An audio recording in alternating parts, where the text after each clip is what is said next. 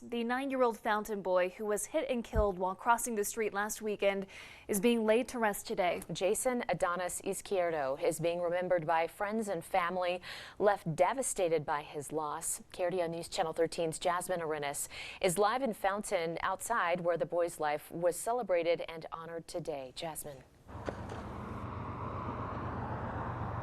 Jason's family invited us here to the Dove Witt Funeral Home to talk about the boy they miss so much. Many people wearing purple, his favorite color. A 9-year-old boy full of life.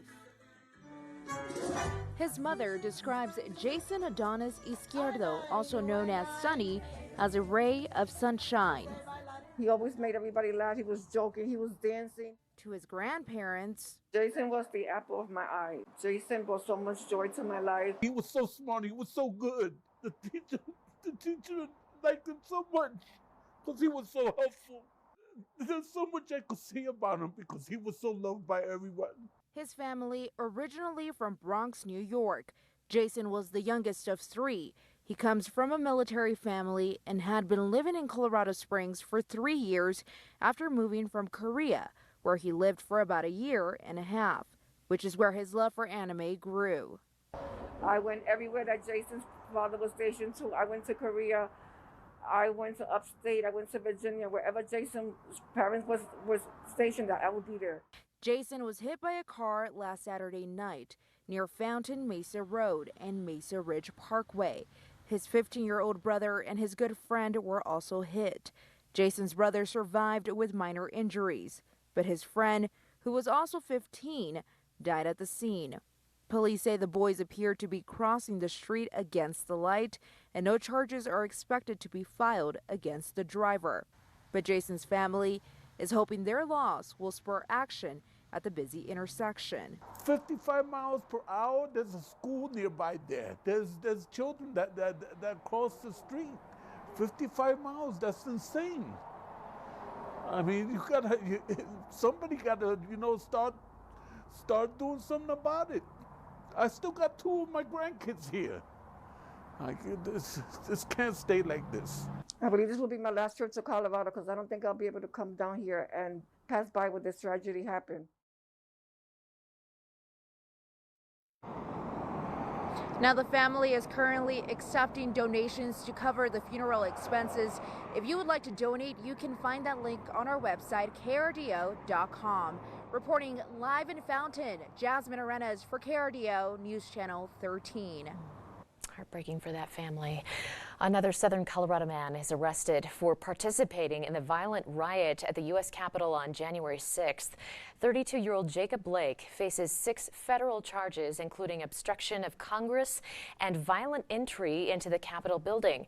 According to an FBI arrest warrant obtained by 13 Investigates, Blake is seen on CCTV and body-worn camera making his way through the Capitol. At one point, investigators say Blake is seen squaring up with a Capitol police officer, then shouting at officers to stand down and let them through.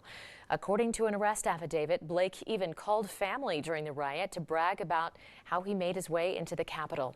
Blake was taken into custody and booked into the El Paso County Jail earlier this week. We are inching closer to the weekend, and your hiking and grilling plans should be safe despite this view from our ABBA eye care camera on the north side of town. Dark skies and raindrops. Storm Tracker 13 meteorologist Sam Postich is in for Mary tonight. And Sam, really? We're going to be safe? Yeah, we'll be fine this weekend. The only problem for Saturday and Sunday will be the wind. Gusts up to about 25 miles an hour tomorrow, and then slightly stronger winds on Sunday. But we do have to get past these rain showers and thunderstorms first. I wanted to start off into the plains. Kim, some thunderstorms off in the distance, and it really is eastern Los Animas County, Springfield, Prowers County, even across Highway 50, Otero, Bent County that are looking at the best chance for thunderstorms tonight, as a few thunderstorms have already rolled through La Junta even in Ordway. Pueblo, you saw that thunderstorm pass just off to the east. It is producing some lightning, and there haven't been a ton of lightning strikes in Colorado Springs this afternoon. There were a couple near Fountain about 2 hours ago, but for this round of rainfall on I-25, they'll be staying sub-severe. It is possible we'll hear a rumble or two or thunder in Colorado Springs this evening, but the biggest threat with the storms tonight, that's just stronger outflow wind gusts, potentially up to about 30-40 miles an hour in the strongest of storms, and also the lightning. Canyon City has some lightning strikes around the higher elevations, but once it's actually passing through Highway 50 in the canyon itself, it seems to be dissipating nicely.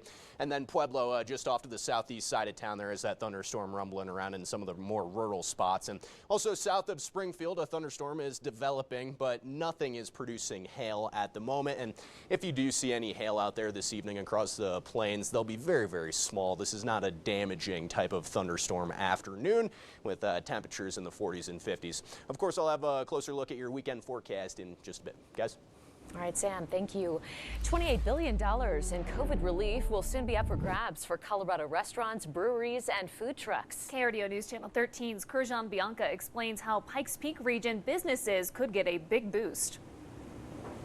Heather Lauren, for many restaurants here along Tejon Street and across Colorado, this COVID relief program is going to be a huge help for business expenses like rent, payroll, food and beverage costs. The relief program is eligible for restaurants, food stands, food trucks, caterers, bars, bakeries, and brew pubs. A caveat for some bars and breweries, though, they must have at least 33% of sales on site.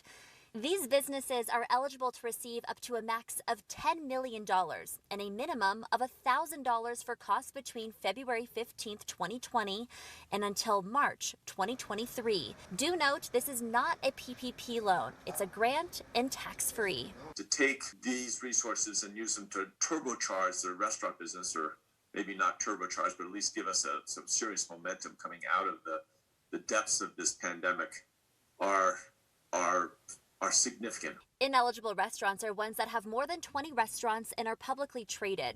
Funds can go toward mortgage expenses, business expenditures like constructing outdoor seating due to the pandemic, paying back an SBA loan or PPP loan. There are also priority groups for restaurants owned by vets, women, and economically disadvantaged. The big question, though, is when to apply. The state hopes to have everything ready for applications as soon as April 30th. Reporting downtown, Kurjan Bianca, KRDO News Channel 13.